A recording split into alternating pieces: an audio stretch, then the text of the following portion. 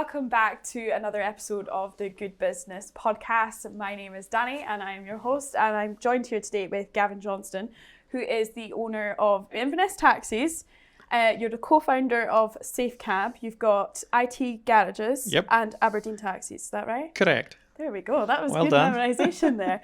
So thank you so much for coming on to speak to us today. We're really, really excited to speak to you. I mean, gosh, you've got a lot of different business interests here as well. So thank you for coming on. And I'm just really excited to dive into everything that's going on in the business today.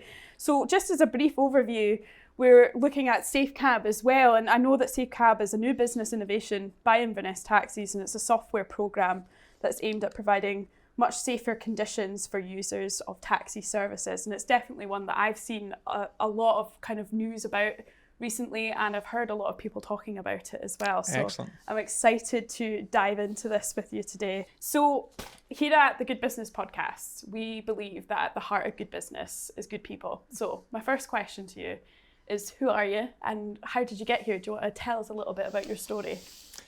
Yeah, okay, so I'm born and bred in Inverness. I'm a local, brought up in Dalney, went to Dalney Primary School, went to high school after the Dalney Primary School.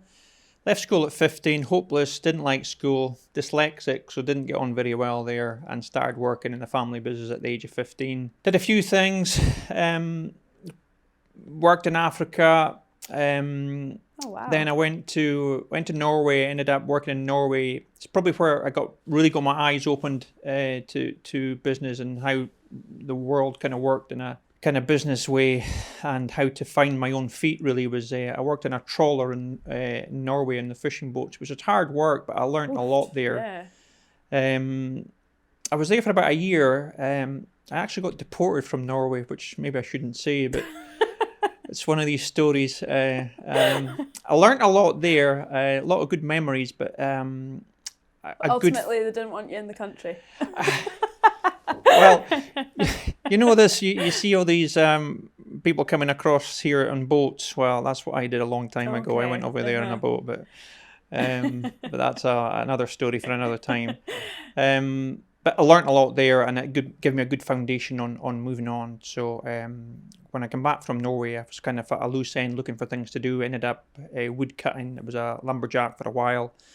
And then to make some more money, I jumped in my mum's cab at the weekends, and I started working at weekends at nights on her cab. And that was the start of the journey into the taxi world, really. Mm-hmm, mm-hmm. Wow.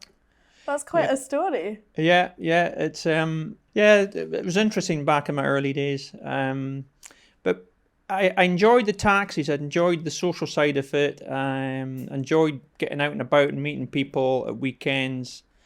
So I kind of, instead of working part-times at the weekends, I decided to pack in the lumberjack side of things, and I just went and got myself a car, which was smashed Mondeo 2.3 diesel at the time, and I got it repaired in Bewley by a friend in Bewley, and that was the start of my taxi career. I went full-time, and things led on from there.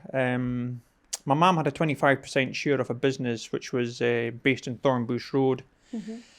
And she sadly passed away. I inherited that 25% of the business, ended up buying out the partners and taking full control. And, you know, what I've got today, and I never consider myself being successful in any way at all, but where we are today is through no secret, no shortcuts. It was just hard work. Yeah. It was just slogging away. When I was younger, it was like 13, 14-hour days.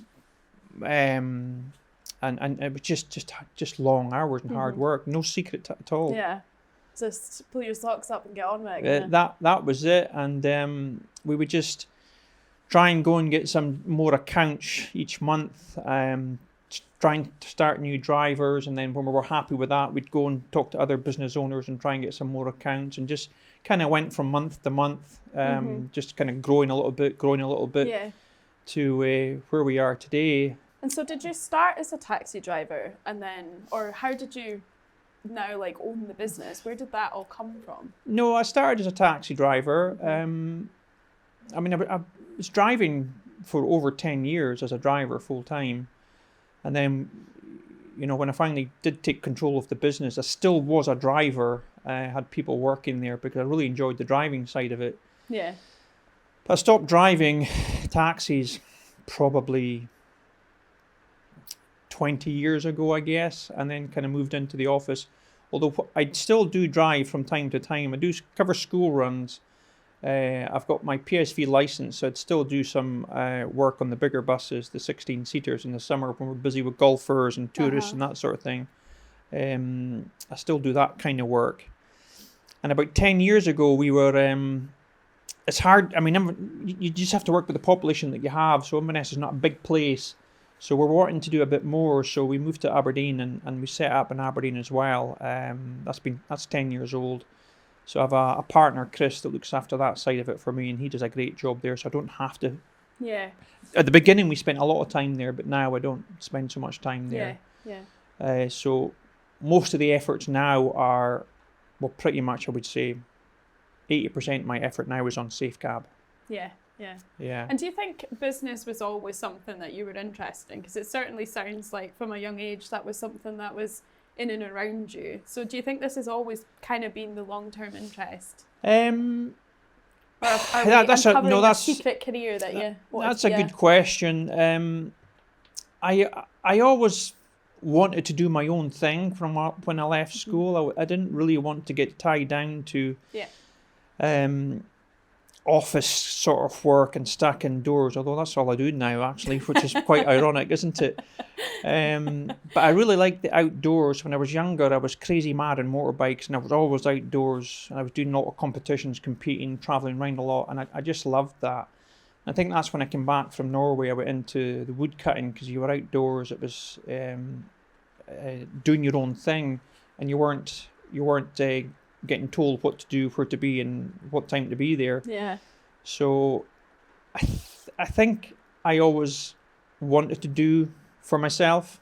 Kind of my family were, they were kind of entrepreneurs in their own right as well. Mm-hmm. So kind of followed on from there. Mm-hmm. What or who would you say has influenced you the most in your career so far? I know you said there's a bit of business that's been around in your family. Did that influence you a lot, or did you have any mentors? No, I never had any mentors as such, I would say. Like I say, I think it's...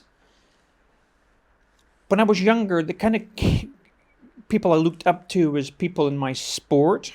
I mean, yeah. I was heavily into my sport at the time when I was younger, and I used to look up to the world champions and the British champions and successful people. And I used to watch how they did things. There was one chap in particular, he was a Finnish guy by the name of Euro Westerman. He was such a professional at what he did, and I always used to kind of follow his example, his training regime, and how he would approach the sport and events. And I always admired that. And I actually think... to be successful in business, you take the knocks, don't you? Yeah. You get knocked, you fall down, and you just get up and get on with it. And I really do think what I learned in sport as a younger guy has helped me get through things when it comes to business and failures and disappointments. Because the sport was all about failures, falling down, and just getting back up and getting on with it. And I really do believe that's helped me a lot when it comes to business. It's built that resilience, I suppose. Yes. It sounds very much like you're quite driven and hardworking, and this is where I need to go. There's going to be a few stumbles on the way, but that's okay. Yes, that's right. And I would say what I've learned over the years is my biggest flaw is knowing when to give up. We've done a few things in the past where we should have stopped, but because of the nature and how you've lived your life, you just stick in and get on with it. But without a doubt, I think that was one of my failures of saying, this is not working, we need to pack this in. Mm-hmm. But certainly learnt the hard way when it comes to that. So when do you know? When's the time to know when to step away from something or when to try something new? Well, listening to people, the people that are kind of close round to you, when they tell you, look, this is not going to work, we need to have a think about this. But I think that's the first sign, is listening to people that are close by you. Yeah. I would say. Yeah. Yeah. And do you have voices that you listen to? Do you listen to your wife? Or yes, sometimes? I do. She's shaking her head off camera. No, Karen is. She does keep me in check, and she does give me great advice. And I'm lucky to have her with things like that. Yeah. She's very much involved with SafeKab, and and has positive input to that, and Yeah. and tells me as she sees it, which I do listen to. Yeah. Just when you're involved in business yourself and you think you're doing the right thing, you've got a biased opinion, haven't you? Absolutely. So you need to be pulled into check sometimes. Yeah, absolutely. Well, I mean, I'd like to move on into your business and I suppose the mission with it. So I understand that Inverness Taxis won a number of awards, including the best taxi service in Scotland. How Yep. does that feel? Yeah, I mean, it's great. It's fantastic. It's great for the team. It's a good morale boost. It was a good night out as well. Oh, I can imagine. Um, Keeping that secret. yeah. I mean, we're up against some big companies. They're a lot bigger than what we are down from the Central Belt. But it's good to get recognised of what the things that we do and we do well. I mean, there's a lot of stuff I feel, we don't see anywhere else. I mean, the things that happened through the pandemic and the things that we did was for the community was great. I mean, we did organised grocery deliveries, which we organised here. We did fresh food packs, things like that. Yeah. So all things like that get recognised. I remember this is when everything closed, and I think it was Inverness Taxis did something with Inverness Eats, and then they were helping with actually delivery from restaurants and things. When everything was shut down. We developed our own app very quickly in the pandemic, which was called Gets. So we partnered up with local. Yes, that was it. That was it. We partnered up with local restaurants, and Lorimer's was probably one of our best customers. So they were wanting food delivered. We had drivers sitting about looking for work to do. So it felt like the right thing to do at the time. And again, Karen was very much organised with that when it came to the food deliveries and that app. So things like that definitely got noticed, and probably things like that will help go towards winning an award. And what kind of things would they look at for that award? Because it sounds very much like it's more than just taking a person from A to B, isn't it? So no, absolutely. I think it's just how you serve your community and how you're received in your community. I mean, we do get good feedback. The shop itself in Church Street, the walk-in shop, I mean, that's licensed it's a licensed shop because for the tourism we sell whiskey, gin and that sort of stuff. Yeah, so I've been in it a few times. Good. Yeah, it's good. Keep coming back. Yeah, well, I remember there was one time me and my friend were in after a night out, and it must have been probably about 3 o'clock in the morning, and she was starving and bought a shortbread from the shop, so she was delighted. But it's great. And it's nice to sit somewhere that's like covered and warm, at night, when everything's closing down. It's a bit safer than just being out and about in the streets, isn't it? No, that's right. I mean, we do encourage females or anybody that feels a bit lonely at night or getting home is to come to the office, come inside. It's warm, and we'll look after you and get you home. That's the whole one of the reasons that we're there. But also, I don't know any other taxi company that's got its license for alcohol. So through the pandemic, people were stuck indoors, so we were doing a lot of deliveries for, pizza, some beer or some wine, things like that. So I think the service we gave then for the community was well received. Yeah, I think so, definitely. But if you go off my household alone, I don't know how many deliveries from Lorimer's that they got. It was just ridiculous. There you go. Yeah, they loved it though. When you had nothing else to do, those small wee things really meant a lot, didn't it? Yes, and it was a great partnership for us, and it was without a doubt a positive and good thing to do at the time. And we were only charging £5 for a delivery, but that £5, if a driver was doing 6 of them in a shift, went a long way because there wasn't a lot happening then. No. So, I mean, I think the judges that on the awards just took note of everything that we were doing, and obviously the general public got to vote as well and give comments. So just with that and probably the comments that they received, they put us at the top in Scotland. So just for the team and everybody that works hard, getting recognised to be the best in the country was fantastic. Yeah. It definitely sounds like it. And I know I'm really keen to move on to SafeKab because it is something that I've seen a lot of recently. I think it's a fantastic initiative. So I see that you recently held the launch night for SafeKab. Yep. And basically the aim of it is to provide a much safer way to travel for people. I wonder if you can tell us a bit about how you went about making SafeKab, because it's more of an app, isn't it? Do you want to take us through the process of how that all works? Yeah. Well, again, it started in the pandemic. If you remember back then, it wasn't that people weren't moving around, they were scared to get on transport. Everyone was on their guard. Yeah. So of course, I mean, we operated all the way through the pandemic because we had to do medical movements of people. We had to get nurses to work, all that kind of stuff. Essential movement, we were there to do that. But we had to make people feel safe when they were on the move. So we did things like we put screens in the cars, we had contactless payment, we wiped down all the contact points after each journey, we were sanitising the cars on a regular basis. So that's when we started to call our service SafeKab. So I registered the name SafeKab and carried on from there. And then we got to kind of thinking, people, when they're paying for a service, they need to have a choice of what service comes for them.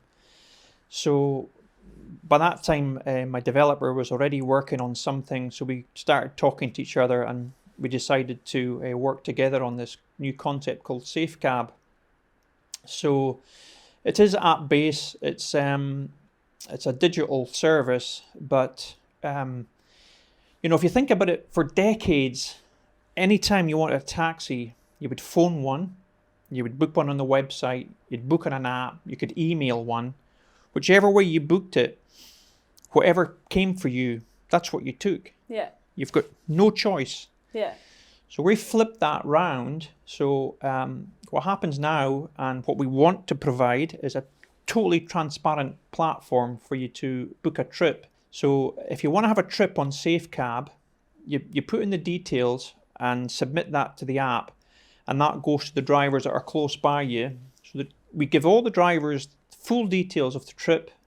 So they would express their interest in doing that trip, and the drivers that did that would come back to your app, and you could have 5 drivers there saying, okay, I'll take that trip on. And what we'll show you on the information on these drivers is the car type they have, the star rating of the driver, is the car pet friendly, is the car fitted with CCTV, the ETA of coming to collect you. We give you all that information because remember, you're paying. Yeah. So then it's up to you on which driver you want to collect you.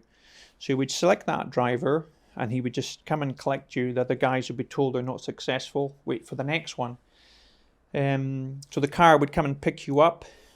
You would get a 3-digit code to make sure you got into that correct car that you booked, and then you would start the journey. And on that journey, you can share that trip with a loved one if you want. So you could send that trip to your boyfriend, your dad, or whatever, just by the contacts in your phone, and you would just share the journey. Yeah. So then they could track you going to the house or going to wherever it is that you're going, to make sure you got there okay. And on that journey, we also have a built-in feature called an SOS. This both works for the driver and the passenger. Yeah. So if anything happened on that journey, anything made you feel uncomfortable, you would hit SOS. That would alert the person that you shared that journey with, and it would also alert the local cab office that there's something wrong. Yeah. So we could deal with that.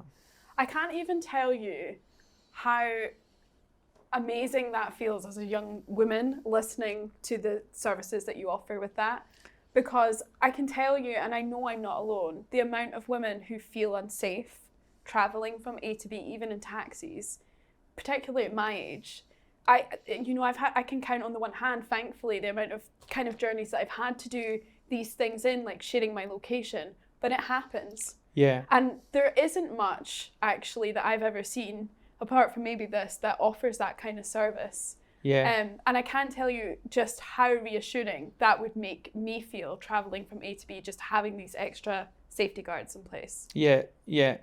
No, I totally get where you're coming from. I mean, I've said this before. If I had £1 for every time I had a text or a phone call to say, Gav, the wife's gone out tonight. Gav, the daughter's gone out tonight. Can you make sure they get home safely? Yeah.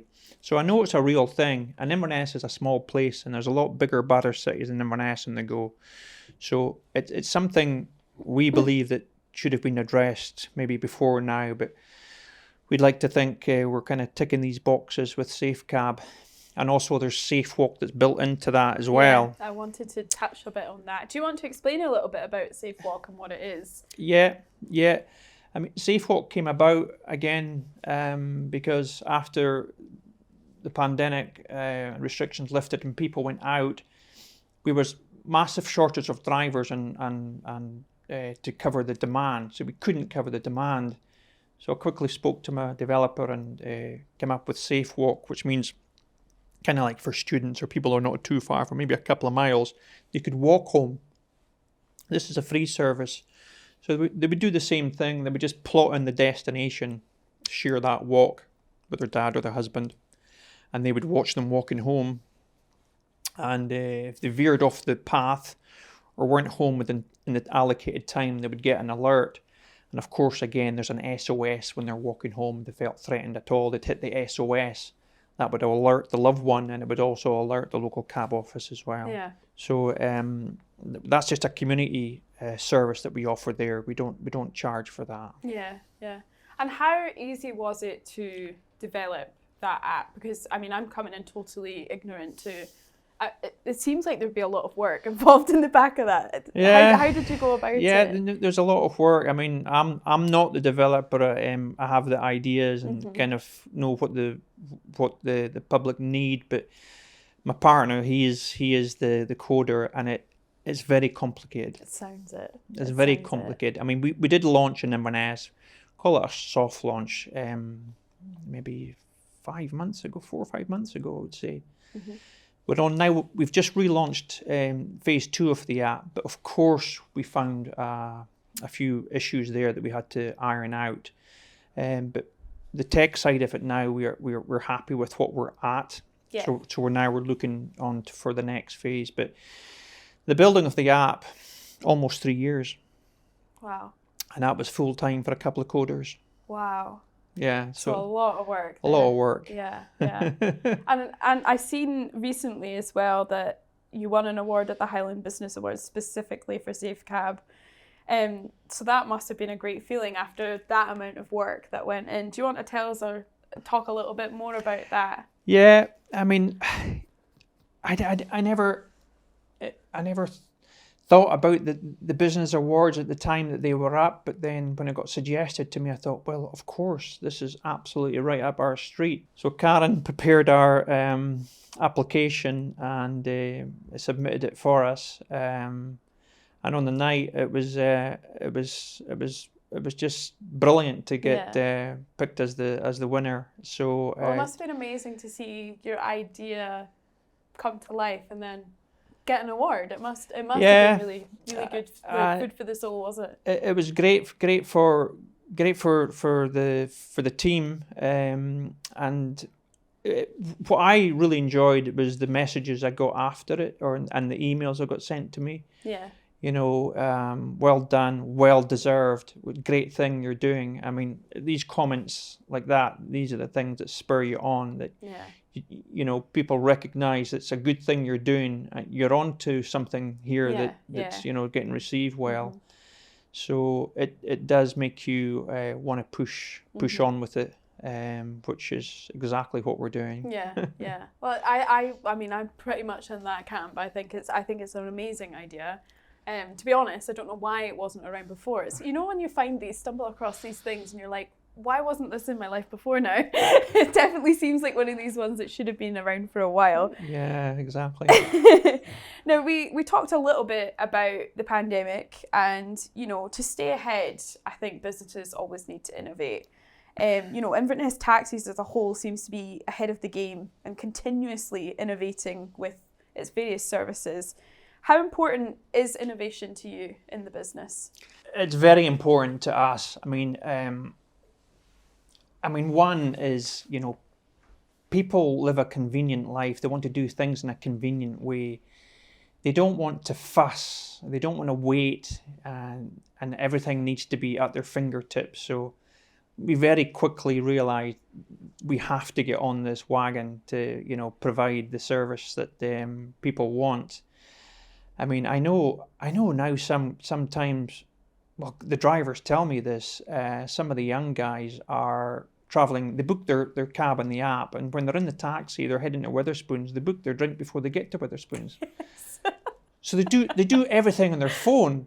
So, you know, that's the world that we live in. So, yeah, and I like technology and I like new things that come out. I mean, we've travelled around quite a lot to different shows and trade shows, looking at what's coming on the market, which I enjoy doing. Yeah. I mean, we've been over to some shows in Amsterdam, down to London, and just having a look at what's coming out and what we can use in the business. Yeah. So, even just getting taxis onto an app.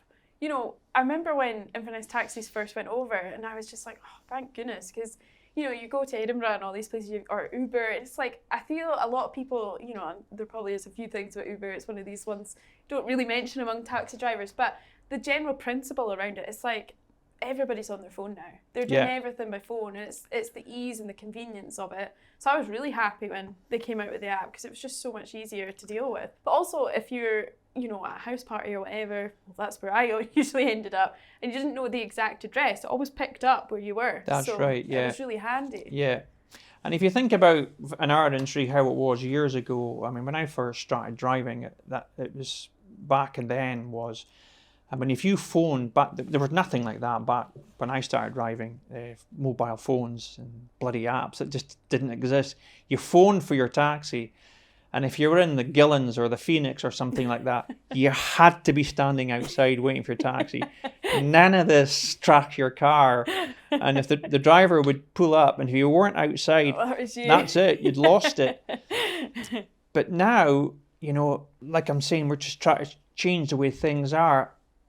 I think a taxi rank is such an unsociable place to be at the end of the night. I mean, I never advise my daughter or anyone, wherever they are, whatever city they're in, don't go to the taxi rank. You know, book a local company, even if it's on the phone, on an app or whatever it is, book, don't stand in the taxi rank, because they're outdated and unsociable. Yeah. So, you know, the technology is improving the way people get home, without a doubt. Yeah, absolutely. Keeping them safe and getting them home. Yeah. Okay, so Gavin, I wanted to move on into managing the business. So I'm extremely nosy, and I do this with every person that we interview on here. Could you tell us something that people might not necessarily know about SafeKab? This is where I get all the deep, dark secrets about people. I mean, the idea about SafeKab is, the idea of managing SafeKab is, because it's a different business model, it's quite easy to manage. Yeah. It can handle a lot of work, but to manage it is just really supervised, because what we're doing is different. The business model is different. We're connecting the passenger and the driver together. The passenger doesn't have to come through the loop to the office, because we're connecting them together. Yeah. We're being totally transparent with both parties, so the driver can hook up with the passenger, and the passenger can connect with the driver and select what driver they want. Mm-hmm. So from our side, it's very little management. Yeah. It's more supervision, to dealing with lost property, or maybe a payment never went through or something like that. Yeah. So I'd like to say that we're doing a lot of work managing all these trips, but we're actually not. Yeah. But isn't that the best bit of business, is finding these ways to actually keep systems running without you having to sometimes be involved in it as directly? Yes, I mean, it's when you're running a 24-hour service, you've got to man it 24 hours. Yeah. It's a fair overhead. So we all like automation. It not only does it streamline things down, it makes for less mistakes as well. Yeah. Because we're all human, we all make mistakes. We move over 1 million people a year, and we can handle anything up to 2,000 phone calls a day. So sometimes you don't always get it right. I'm sure there'll be the odd one that'll slip through. Yes. So the other thing I wanted to move on to is, it appears that SafeKab is developed for use by other taxi firms as well. So it's a system to protect their customers as well. Can you tell us a little bit more about how this works and like the system in general? Because that was one thing I wasn't aware of. I didn't know that it went out to other taxi firms as well. Yeah.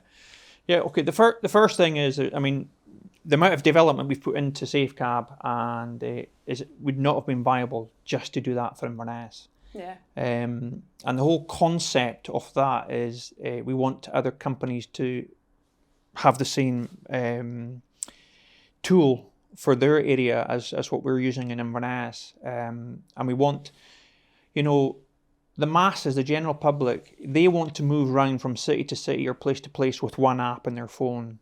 They don't want to have multiple apps. So we're hoping this all, again, tick boxes for the public as well. So if we sign companies up from other cities and towns, people can move around on the same app. Yeah. That's the goal. Yeah. Yeah.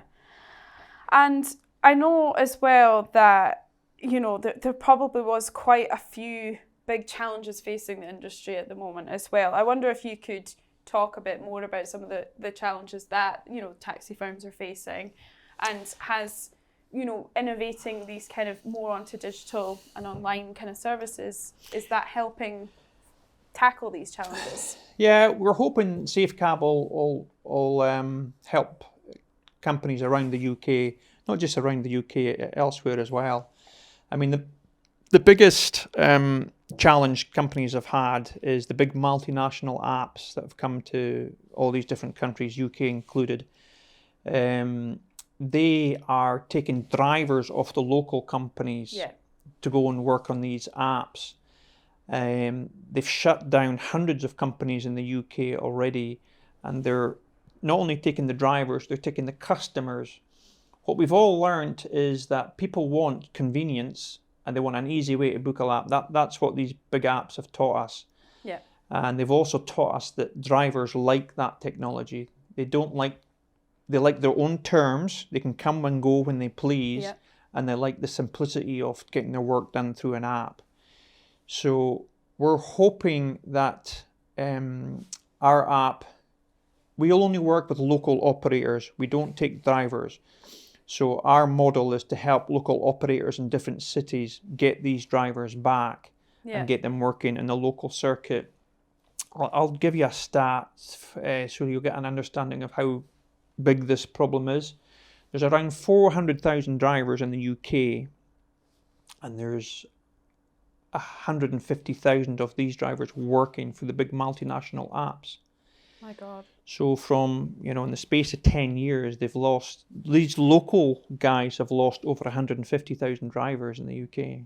That's wild. It's a big problem. And each year they've been getting a bigger share of the market, and the local guys are getting smaller. So of course the end goal is to get rid of the local companies and have it all themselves. So to date, there's not really been a real way to fight back. So we really hope this is an option for them to use. Yeah. And it's just like everything. I think I mentioned Uber there, and I know like places in London, there's a huge outcry around, how much of the kind of service they were taking around from taxi drivers there. And I think it would be sad to like lose our local taxi companies and things. I mean, it's been a staple of our, like you say, it's a staple of community for so long, isn't it? And they're going to know the area better than anyone. You know, there's been family businesses shutting down for years because they can't compete. I mean, that's businesses that you know, a couple of generations have been in business for 50 years, having to close their doors because they've lost their drivers. Local community companies. But it's very difficult to battle against these big giants because they've got so much behind them. And the only way I feel for our industry and trade to combat this is if we all work together. Yeah. What we have to do is give the general public what they're used to, and that's one app to move around. Yeah. So we have to come up with something that can fight back, and I believe this is an opportunity for the local operators all to work together. Yeah, I totally agree. I think it's a fantastic idea. So we all know that in business, marketing is so important. And you talked a little bit about like moving with the wishes of the public. But I wonder, how did you decide to go about marketing your business? Now, I sit here as a local to Inverness and I see Inverness Taxis marketed all the time. So I can say you're doing a very good job, but how did you go about deciding how to market SafeKab and the different aspects of the business? Good question, that. You know, it flicked in my head about, I don't know, 8 years ago. 8 years ago, Karen, would it be? That I decided to make a real effort on digital and marketing. So I put myself through an online course about online marketing. All the Google PPP adverts that we did, I put all them together ourselves. We put a lot into social media stuff, learned a lot about that. So we became very good at that. Yeah. And we got ourselves to the top of Google and our social media. We've got great followings on that. LinkedIn, got a lot of work off LinkedIn. So learned a lot of that ourselves in-house. We don't outsource any of that. We take care of that ourselves. You've done a fantastic job. Thanks very much. Yeah. But we're really lucky in the summer, we don't do any marketing. We don't spend anything in marketing because we're so busy. Yeah. Because Inverness is a great place to operate because we get so many tourists. Mm-hmm. So going through the winter, we'll probably start putting on some Google campaigns. And without a doubt, Google works best. Yeah. If you want your business to get out there in front of people, use Google Ads. It just works best. Yeah. Social media was good when we first started doing it. But nowadays, social media, they just want you to spend money to get your content out there. Yeah. So depending on what your budget is, then you need to weigh up what you want to get out there. And it's all these SEOs and different things that become important, isn't it? Yes. Blogs is really important. Yeah, I'm learning all that just now. Good stuff. ChatGPT is quite good at that. Yes, I was going to say, it's been my friend for the last few months. But all that stuff's really important to get your. If you're a young business, you need to know all that. Yeah. But our website's old, so it's got history. It's got a good history behind it. But we haven't done a lot of blogs recently. But what we'll do going through the winter is we'll just spend money on Google. Mm-hmm. So I wanted to move a wee bit into your team, and I wondered, how many people are there involved in SafeKab, and can you tell us a bit more about them and who are they? There's a team of 5. Uh-huh. There's myself here up in the Highlands, and there's my partner Mustafa Mugishi. He's a doctor of computing. And there's his team. He's got a team of 3 coders. So there's him and there's the 3 team. They're based in Loughborough. So we're in contact every day, mm-hmm. Whether it's Zoom or on the phone, just talking about development and things like that. But the real magic gets done down there. I can't say I do it. So that's the place to go and see it all happen. It's a small team at the moment, but we do know that we have to, as we start growing, we're going to have to get a bigger team together. Mm-hmm. And I like to ask this question when I'm interviewing people, and it's around skills development. And because you've got so many different aspects to your business, it'd be quite interesting to hear this from you. So do you think skills development, like opportunities in the workplace, is important? And if so, how do you go about developing your team so that they bring better value to your customers and the services that you offer? Right. Number one, it's really hard to get people. Mm-hmm. That's the first thing. The team I've got at the moment, they're a hardcore core team that's been with us for years. Quite recently, we've been looking for some other people to come and join us, but it's difficult. Mm-hmm. And I've always felt getting people to come and work in a taxi office is difficult because it's not very sexy. Mm-hmm. So I'm really grateful that the guys I have know the job inside out, and the place runs 24/7 like clockwork. We have had some apprentices come through on social media side of stuff and marketing, which has worked well for us. The last girl we had her for a year, but unfortunately she moved on. So I would probably be interested to get another young person in to help with the marketing. Yeah. That's great. So the digital side of things, I'd like another young person in. Yeah. Well, that's the place to go as young people with digital, isn't it? They're absolutely. We're brought up in it nowadays. Yes, absolutely. I'm a bit of a dragon. I'm sure not. I'm sure you're not. I want to move on to customers. So who would you say your customers are, and would they differ between Inverness Taxis and those who are looking to aim SafeKab at? Right, okay. Yeah, another good question. The first thing I mean, Inverness is kind of old school. People still like to phone. I mean, that's old school. Yeah. We do have a lot of digital bookings, but majority still like to phone. So we'd like to try and convert these. But what I see every year is the visitors that come to the area, they don't look for a phone number anymore. They look for an app. Yeah. And you wouldn't believe the amount of people we take phone calls off that are asking, is Uber in Inverness? You're phoning us. No, not in Inverness. But they're looking for Uber, or they're looking for an app. So we do see a lot of downloads in the season, just of visitors coming. So our market is and visitors is definitely the app that they're looking for. Yeah. Our local business, still the majority are on the phone. Yeah. Yeah, that's good. But I suppose it is like, if you're looking at tourists and things in the area, like it's maybe even the language barrier. So if they've got an app that's in their language, it's going to be a lot easier for them. You're not having to go on the phone and try and get a taxi with very bad accents and things involved. No, exactly. And if they don't get a little SIM card, it would be quite costly for them. So they're looking to have digital bookings.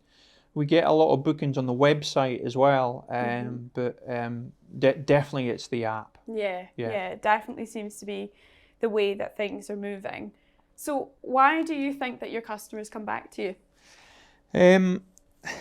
The basics. I mean, we can have all the bells and all the whistles and the best apps in the world, but if you don't turn up in time with a smart, clean car and a driver that's friendly, I mean, that is just the basics of running a successful cab company.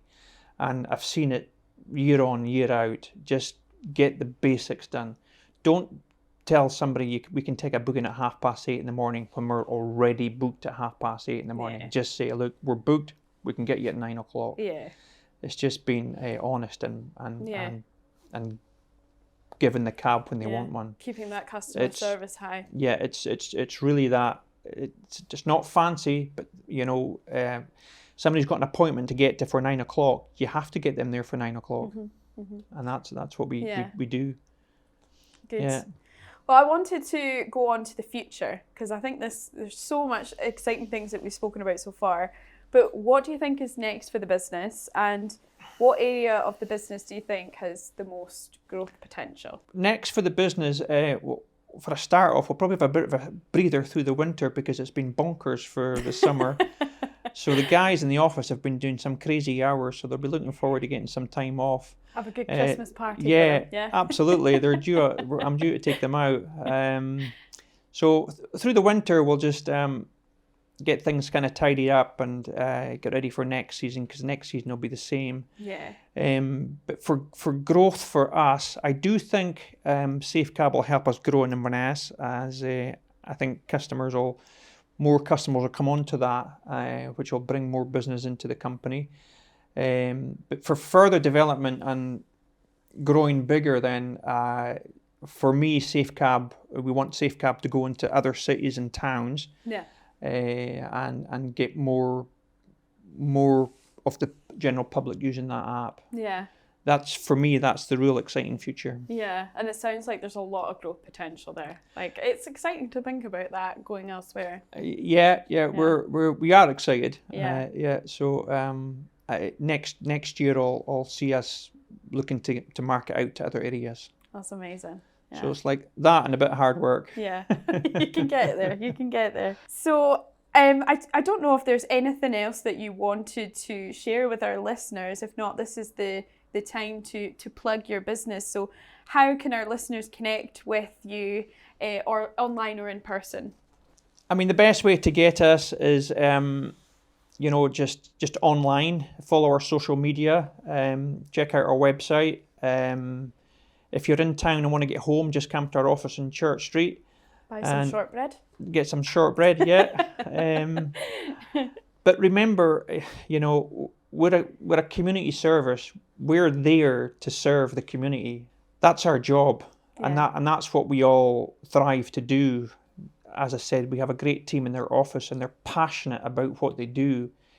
The amount of work that we cover, we can move all sorts of people and things around: doctors, nurses, taking kids to school, getting people to the airport, getting people to the railway station, connections, medical appointments, getting Mrs. Smith home from Asda.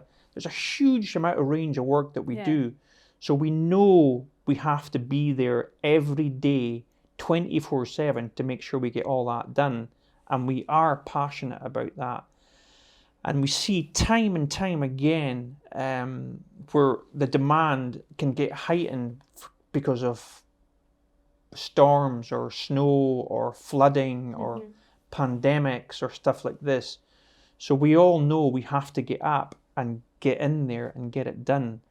But that's what we do, and that's what we enjoy doing. And we never forget that we're there to serve the community. We all know that. Yeah, I think that comes across quite strongly with this brand. It really does. So that's great then. Thank you so much for coming on and speaking to us today. And yeah, for our listeners, please make sure you go and download the SafeKab app. I think it's fantastic. I've been using it myself, so magic. Really, really enjoyed using it. Thank you so much for coming on today. No, Gavin. it's been an absolute pleasure. Thanks very much. Looking forward to the future with you.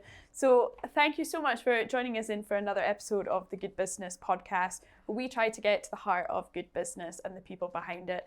My name's been Danny, and I've been your host today, and I've been joined by Gavin Johnston. We'll see you on the next podcast.